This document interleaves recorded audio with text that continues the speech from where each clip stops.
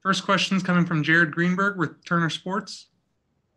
Coach, can you speak to the emotion that Nurkic played with today and any conversations you may have had with him and why he decided to play and if it was at all discussed him not playing?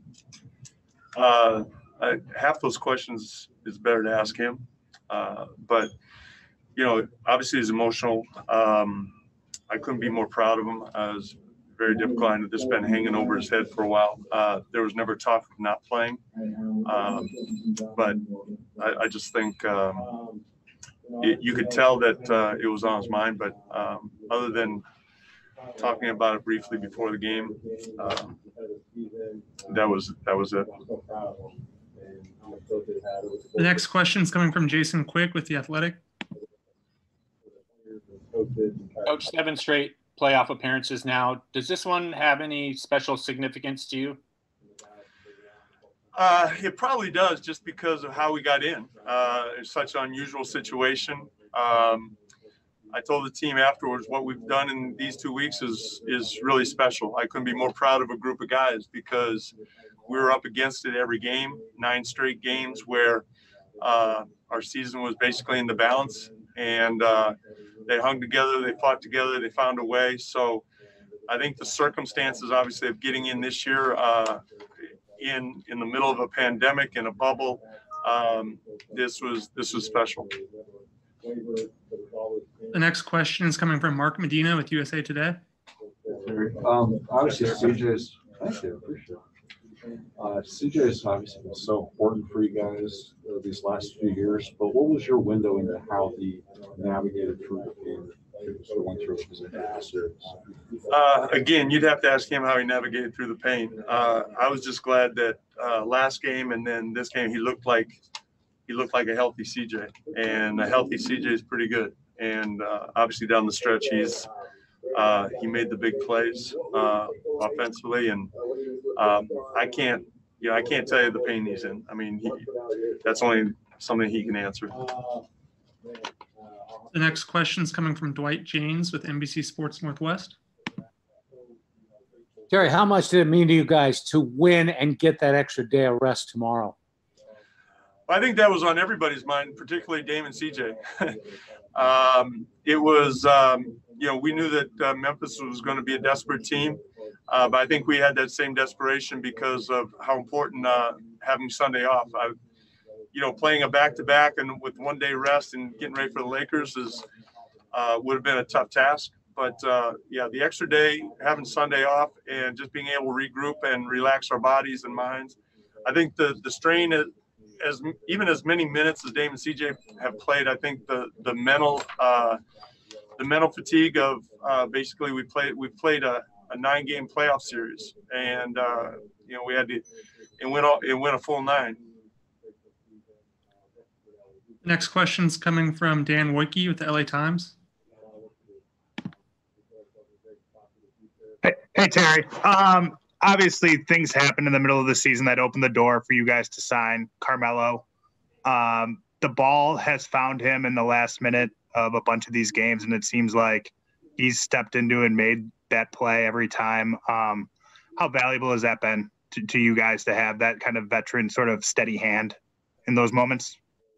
Well, here in the bubble, it's been pretty evident, whether it's Memphis the first game, I believe it was Houston, he's the other game he had 26. He just kind of fills in, does what he needs to do. We call a few plays for him, but he just knows how to play. He's smart, and even though his presence in the bubble was pretty obvious, he helped us when we need him, even when we got him back in November, December, whenever it was that we got him. He's become an integral part of the team, obviously, and his experience on the big stage, it matters, and I think it showed here. The next question is coming from Kyle Goon with SoCal News Group. Hey, Coach. Sort of referencing what you said earlier about how this felt like a 9-game playoff series and you needed any one. What's your sense of the toll that's taken on the team and going into a series with the Lakers? Do you feel like it's sustainable to kind of win these games by one possession, every time? Yeah, it's sustainable. I mean, we got a bunch of good players, and we get a couple days rest, and now we're in a 7-game series. We got to win 4, so it's sustainable. We've shown that we're a good team. We're going to have to play well, no question. They're the best team in the league, or at least the best team in the West. It's don't want to piss off my Milwaukee friends, but I mean, they're a good team, and so we have to play well. But we wanted the opportunity to get there, and once we got there, we feel like we can compete with anybody. The next question is coming from Aaron Ventris with the Oregonian. Hi, Coach. There's been a lot of talk during the bubble session about the defense, et cetera. But continuously, last 5 minutes or so, you guys have found a way to make at least a couple of key stops. You did that again today. What is happening in those moments that you guys are able to turn it off? Is it just raising the intensity when it's crunch time, or are you guys doing something else? I like most games, when it comes down the wire, the last 5 minutes of a close game, I think you're always going to see the urgency go up, the attention to detail, the aggressiveness. So I think that's to be expected. Look, I hand it to Memphis. They shot really well. They had some guys who not necessarily known for 3-point shooting. They made shots. They were very competitive, and they did what they had. I didn't think our defense was that bad, but they had some guys make some shots. So, it's one of those things. But bottom line is you got to score more than the other team. So that's what we've been able to do. Next question is coming from Tanya Ganguly with the LA Times. How much preparation from a coaching standpoint have you done already for the Lakers? We haven't done anything on the Lakers. I mean, we've had our scouting staff and our video staff have put together preparation for us. There might have been a couple assistants have gotten ahead of the game, but I haven't looked at the Lakers at all. Next question is coming from Casey Holdall with Trailblazers.com. Jerry, you talked a little about CJ's performance, but how important or how useful is it to have a player like CJ that can get his own shot late in a game, particularly a close game? Seeing it tonight, I think we saw it in that Game 7 versus the Nuggets. Just talk about how useful that is to have a guy like that.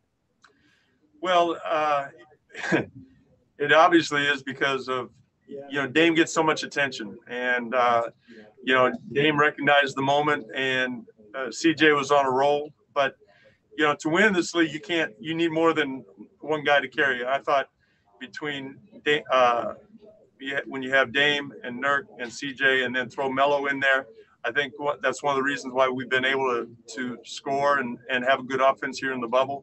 But you need that balance and the trust. The last Melo's threes, his big threes in the bubble have come because we trusted to throw it to him when they converged on penetration. So being able to get your own shot in this league is important. But, the big shots that we've hit, a lot of them have come off the past and trust. Final question coming from Jason Quick, The Athletic. Coach, last year, at the end of the year, you had Nurk's broken leg. You guys are dealing with Paul's passing, Coach Yim's accident. This year, you got Nurk and his grandma, CJ's back, Trevor's not with you.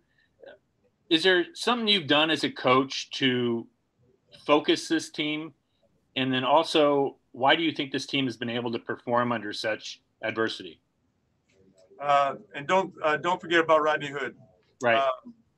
But I think I've said this a lot. A lot of it comes with Dame. I think Dame's leadership, his approach when he came down to Orlando, the team fed off of that.